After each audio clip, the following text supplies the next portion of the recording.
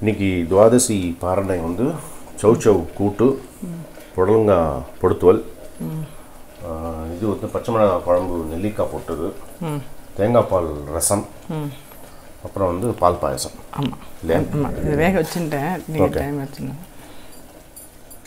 கொஞ்சோண்டு அரிசி பச்சரிசி நல்லா கலஞ்சிட்டு இருக்கேன் இது பால் இங்க வந்து ஒரு ஸ்பூன் நெய் விட்டுருக்கேன் இந்த நெய்ல அந்த அரிசி சும்மா லேசா ஒரு லேசா வறுத்துட்டு அந்த பால்ல நல்லா வேகட்டும் இந்த Chowchow வெந்துடுது ஆல்மோஸ்ட் Chowchow வந்து பத்தம் இருக்கும் அதனால அதுக்கு வந்து உளுத்தம்பருப்பு ஒரு டீஸ்பூன் மிளகு 3/4 டீஸ்பூன் ஜீரகம் ஒரு டீஸ்பூன் ஜூண்டு தேங்காய் பேருக்கு எல்லாத்தையும் நல்லா நைஸாக அரைச்சி விட்டுட்டு இறக்கிடுறேன் இந்த உளுத்தம்பருப்பு மிளகு ஜீரகம் அரைச்சிட்டேன் இல்லையா அந்த ஜலவடாமல் அரைச்சிட்டுருக்கேன் போட்டு இதை விட்டுட்டு இது இறக்க வேண்டியதான் கொதிச்சுட்டு வெறும் கடுகும் கருவேப்பிலையும் போட்டிருக்கேன் வேற ஒன்று இந்த புடலங்காயை வச்சு கொஞ்சம் ஒரு சும்மா ஒரு வேக வச்சுட்டு நொட்டு நமக்கு பாதி வேகத்துக்கு ரொம்ப கொஞ்சம் முத்தலாக இருந்தது அதனால் மிளகு பொடி வச்சுருக்கேன் இதுலேருந்து வேணும்னா என்ன பண்ணலாம்னா எள்ளு உளுத்தம்பருப்பு மிளகா வறுத்த பொடி இருந்தால் கூட அது போட்டால் நல்லாயிருக்கும் ஓகே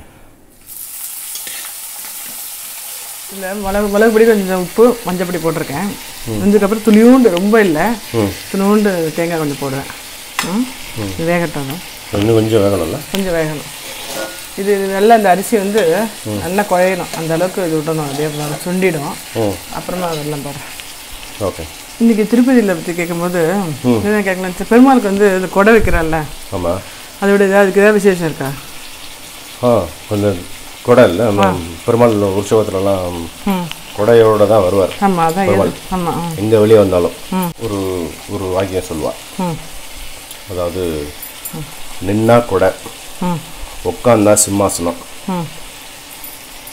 படுத்தா பள்ளி அறை அப்படின்னு ஒரு சும்மா ஒரு இது சொல்லுவா சும்மா ஒரு வசனம் அது எல்லாமே வந்து இந்த ஆதிசேஷனை குறிக்கிறது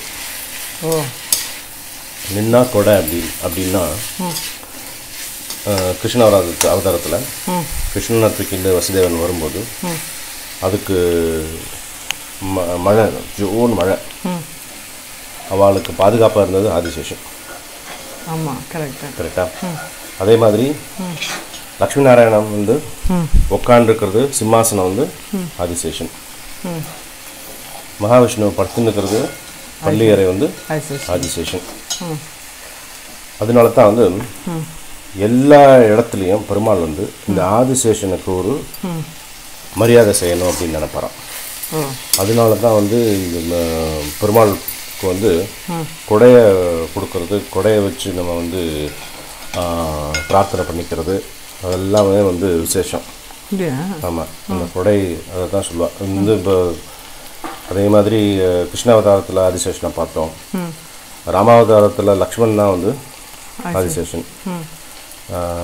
அதே மாதிரி பலராமன் ஆதிசேஷனோட வடிவம் அதே மாதிரி கலியுகத்துலேயும் பலராமன் கூட ஆதிசேஷன் தானே ஆமாம் அதே மாதிரி கலியுகத்துலேயும் ஆதிசேஷனுடைய வடிவம் இருக்குது அது யாருன்னா ராமானுஜர் அப்படின்னு சொல்லுவாள் அப்படியா ஆமாம் கலியுகத்தில் வந்து அதனால தான் இந்த தொண்டனூரில் அங்கே ராமானுஜர் பாம்பு உருவத்தில் ஸ்ரீரங்கம் போயிட்டு வரான்னு சொல்கிறாங்க அங்கே வந்து அந்த இடத்துல வந்து எப்பவுமே வந்து அந்த ஆதிசேஷன் வந்து அந்த அடிக்கடி நம்ம கூட இருந்த அன்னைக்கு வந்து ஒரு பாம்பு உள்ள வந்தது ஆமாம் ராமானுஜர் இது பக்கத்தில் ஸோ அது ராமானுஜர் வந்து ஆதிசேஷனோட வடிவம் கலியுகத்து அம்சம் அப்படின்னு சொல்லுவாள் இது எதுக்கு சொல்கிறேன்னா அந்த கொடை அப்படிங்கிறது வந்து ஜென்ரலாக பார்த்தா ஒரு ஆதிசேஷனோட அம்சம் அப்படின்னு சொல்கிறது ஆனால் அந்த ஆதிசேஷன் அப்படிங்கிறது என்ன அப்படின்னா இது வந்து நம்மளுடைய மூச்சு காற்று பிராண வாயுவோட சம்மந்தப்படுத்திக்கலாம் ஆதிசேஷன் ஆமாம் அதுதான் எல்லா கோயிலில் பெருமாள் கோயிலில் கூட இருக்குல்ல ஆமாம் அது வந்து நம்மளை காற்று நிற்கிறது வந்து இந்த பிராணவாயு நல்லா அதை வந்து மூச்சு காற்று வந்து நல்லா பயிற்சி பண்ணணும்னு வச்சுக்கோ அதுதான் நமக்கு சிம்மாசனமே அதுதான் யோகத்தில் சொல்லித்தர்றது காயத்ரி மந்திரமும் அதுதான் மூச்சு எப்படி விடணும்னு சொல்லி கொடுக்குறது தான் காயத்ரி மந்திரமே அதே மாதிரி படுத்தா நல்ல தூக்கம் வர்றதுக்கு ஹெல்ப் பண்ணுறது இந்த மூச்சு காற்று தான் அதனால தான் இந்த காத்தலுக்கு வந்து இருக்கிற பெருமாள் வந்து நம்ம உயிரை வந்து காக்கிற முக்கியமான பிராண வாயுவாக வந்து ஆதிசேஷனை எடுத்து அந்த ஆதிசேஷனை ஒரு உருவகப்படுத்தி சொல்கிறது தான் இந்த கொடை. இந்த கொடை அப்படின்னாலே நமக்கு வந்து ஆதிசேஷன் ஞாபகம் வரணும். ஆதிசேஷனுக்கு அப்புறம் நம்ம விடுற பிராண வாயு இருக்கு இல்லையா, மூச்சு காற்று, அது ஞாபகம் வரணும். 4 நெல்லிக்காயும் ஒரு 10-12 பச்சை மிளகாய் இருக்கும். சுமாராக இந்த காரம் ரொம்பலாம் இருக்காது இந்த பச்சை மிளகாய், சுமாராக இருக்கும். அதனால இருந்தாலும் ஒரு நெல்லிக்காய்க்கு ஒரு 3-2 கணக்கில் பச்சை மிளகாய் நல்லா வேகணும். அப்புறம் நல்லா மசிச்சுக்கணும், வேகட்டும். அது நல்லா ஆக்சுவலி பச்சை மிளகாய் குழம்பு புளிக்கு பதிலாக நெல்லிக்காய் சேர்த்துருக்கேன்ல. ஆமாம், நல்லா வெந்துடுத்து. இப்போ இறக்கிட்டு நல்லா மசிச்சுக்கணும். இன்னும் வெந்துடுத்து. அந்த பாலெல்லாம் வச்சிடுத்து, 4 லிட்டர் பாலும். இப்போ வெல்லம் பொடி பண்ணி வச்சுருக்கேன், அதை போட்டு வெல்லம் நல்லா கரைஞ்சிடுத்து, கொதி வந்துடுது இல்லையா. இப்போ ஆஃப் பண்ணிவிட்டு இறக்கிடுறேன். அப்புறம் இது பண்ணுறேன், ஏலக்காய், அந்த உப்பு, அப்புறமா கொஞ்சோண்டு இது முந்திரி பருப்பு தாளிச்சு கொட்டுறேன். ஆயிடுச்சு. நான் மிக்சியில் போட்டு ரெடி அடிச்சிட்டேன். நெல்லிக்காய் வேக வச்ச நெல்லிக்காயும் பச்சை மிளகாயும். இப்போ நல்லெண்ணெய் விட்டுண்டு கடுகு போட்டிருக்கேன். கடுகு வெடிச்சோன்னே இதையும் போட்டு கருவேப்பிலையும் போட்டு கொஞ்சம் எல்லாம் விட்டு கொதிக்க வைக்கணும். இதெல்லாம் விட்டு அலம்பி விட்டுருக்கேன். மஞ்சப்பொடி உப்பு போட்டுட்டு பாருங்க, 1 ஸ்பூன் நல்லா வெந்தயம் நல்லா வறுத்துட்டுருக்கேன், ட்ரை ரோஸ்ட் பண்ணியிருக்கேன். இது நல்லா பொடி பண்ணுவேன். இறக்குற டயத்தில் அது போடுவேன். கொதிக்கிற டயத்தில் அது கொஞ்சோண்டு இப்படி வெல்லம் போட்டுட்டு இந்த வெந்தய பொடி பண்ணியிருக்கேன் இல்லையா, அதையும் போட்டு இன்னொரு கொதி வந்தோடனே இறக்கிடுவேன். நேற்றுக்கு இதை பற்றி சொன்னீங்களே, ஏகாதசி அந்த பத்ரிநாத் அதெல்லாம் சொன்னோம் இல்லையா, ஏகாதசி கதை. அதே மாதிரி துவாதசி பற்றி யாருன்னா சொல்லுங்கள். கதை ஒன்றும் இல்லை, அது ஒரு இன்ஃபர்மேஷன். அதாவது ஏகாதசிங்கிறது நமக்கு தெரியும், ஒரு மாதத்துக்கு 2 தடவை வரும். வளர்பிறை ஏகாதசி, தேய்பிறை ஏகாதசி. இந்த லூனார் சைக்கிளை வச்சு சொல்லுவாங்க. பௌர்ணமியிலேருந்து 11ஆவது நாள், இல்லைன்னா அமாவாசையிலேருந்து 11ஆவது நாள். அதான் வந்து இந்த ஏகாதசிங்கிறது 11ஆவது நாள். ஆமாம் இல்லையா. இது வந்து வருஷத்துக்கு ஒரு 24 ஏகாதசி வரும், இல்லைன்னா சில சமயத்தில் 25 வரும் ஃபுல் இயருக்கு. ஜென்ரலாக வந்து நம்மளுடைய இதெல்லாம் வந்து என்ன சொல்கிறாருன்னா, மற்ற நாளில் நீ வந்து உபவாசம் இருக்கிறத விட ஏகாதசி அன்னைக்கு ஃபாஸ்டிங் இருக்கிறது உடம்புக்கு வந்து ரொம்ப வந்து ஒரு உபாதையை கொடுக்காது. அந்த உபவாசம் வந்து ரொம்ப இலகுவாயிடும், ஈஸியாக இருக்கும். பாடிக்கு நீ ரொம்ப ஸ்ட்ரெயின் பண்ணிக்க தேவையில்லை. நீ இருக்கிறதே தெரியாது. நீ வந்து ஃபுல் நிர்ஜல உபவாசம் அது சொல்லுவாங்கல்ல, சுத்த உபவாசம், அது இருக்கிறதே தெரியாது உனக்கு. அதுதான் வந்து அன்னைக்கு வந்து பெருமாளுக்கு வந்து விசேஷம் அப்படின்னு சொல்லுவாங்க. அதாவது உடம்புக்கு வந்து ரொம்ப நல்லது அன்னைக்கு, பர்டிகுலர் டே அன்னைக்கு இருக்கிறது. அதனால தான் பெருமாளுக்கு விசேஷம் அப்படின்னு சொல்லுவாங்க. அதுக்கடுத்து அந்த மாதிரி நிர்ஜலம், அதாவது உபவாசம் அப்படின்னாலே, விரதம் அப்படின்னாலே வந்து ஒன்றுமே சாப்பிடாம இருக்கிறது தான் நிர்ஜலம் தான் ஒரு விரதம் அப்படிங்கிறது.